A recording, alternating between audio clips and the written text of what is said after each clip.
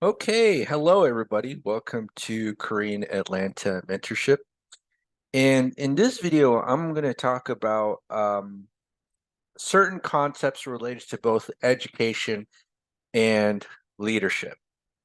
Now, I think one of the most surprising things for me as I became an adult was finding out just how much abuse people tolerate, abuse and nonsense, and the fact that a lot of people get most of their I'll put that in quotes, high in controlling others, right? And making them feel bad, or finding ways to make them feel bad and humiliate them, right?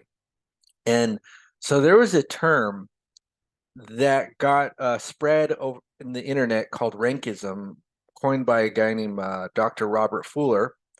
And basically, he talked about how in society, one of the biggest problems that we have is discriminating others by rank in hierarchy. And this is everywhere. I've seen it in teaching, I've seen it in the workplace, I've seen it in families, everywhere. And, sometimes what happens is that I think a lot of good ideas get suppressed because the quote senior person has to look smarter than the junior person.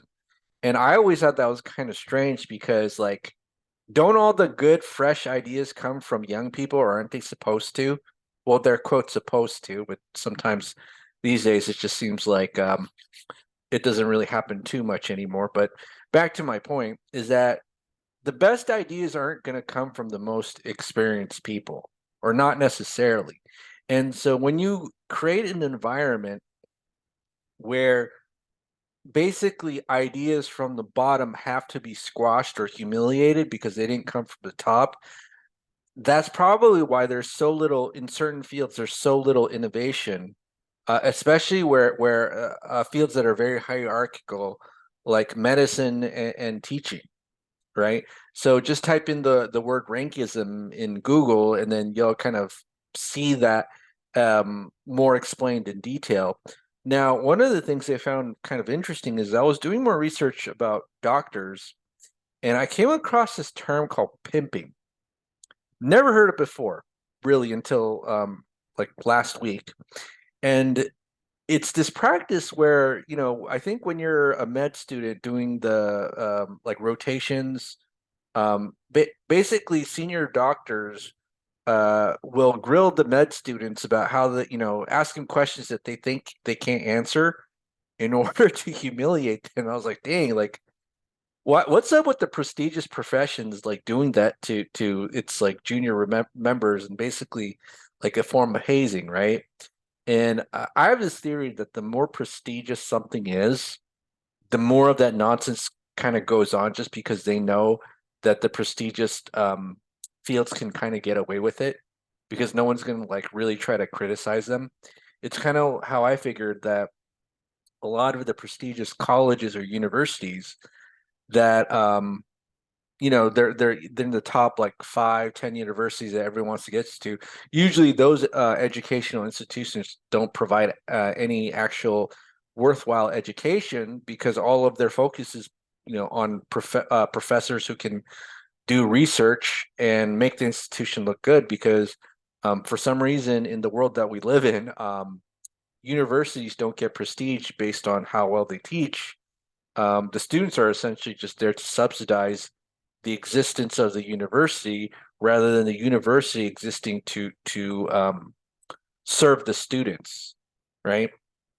So a lot of nonsense goes on in prestigious fields like medical education. And so, as I said before, as I was doing some research, I came across the term pimping, and so I'm just going to kind of uh, show you one of the articles that I found. But basically, it says for decades, so this isn't just like a 2023 problem. This is a pretty traditional problem that's been there for a while. And, dysfunctional cultures don't change unless people make an active effort to change them. That's why I talk about this is related to leadership. But it says for decades, medical trainees who've been grilled in a traditional manner have felt the burn of shame and humiliation, right? And because, there's a here's what fascinates me, how there's so many things in society. meant to shame and humiliate people, and then people will disguise it as like, well, this is for your own good, right? And I think as leaders, or what I'm trying to do is create the next set of future leaders. One of the things we want to do is actually help the next generation of people to be better than how we're doing. And I think that's where we're kind of going wrong, is that there's one generation benefited and then every other generation after that is kind of suffering, which is why, you see a lot of malaise among the generations of starting from the millennials and then Z, Alpha, whatever, just because there was no sense of taking care of the next generation or making sure that they benefited from the leadership that was to be provided, right? And so the reason I talk about this is that this is just kind of an example of how people who aspire to be part of a profession end up just being abused just for the sake of abuse. And the only reason they tolerate it is because there's no other choice in order to enter that prestigious profession. And then once people enter that profession, then the abuse just becomes a cycle because the next generation of people essentially just kind of quote take it, right? And so it's a shame that this is just a widespread part of life, not just part of medical education, but you could see it almost everywhere. I mean, I think one of the biggest surprises to me was I always thought that if I took a low prestige job, like maybe like even retail or fast food, my life would be easy. But you see that kind of nonsense there too, right? And so my point is that as future leaders, we kind of have to take a stand and not do these things to people who want to follow us and learn from us, right? So if we have, let's say, real estate investing students, we're not going to engage in this kind of nonsense. And in fact, this is what I always say.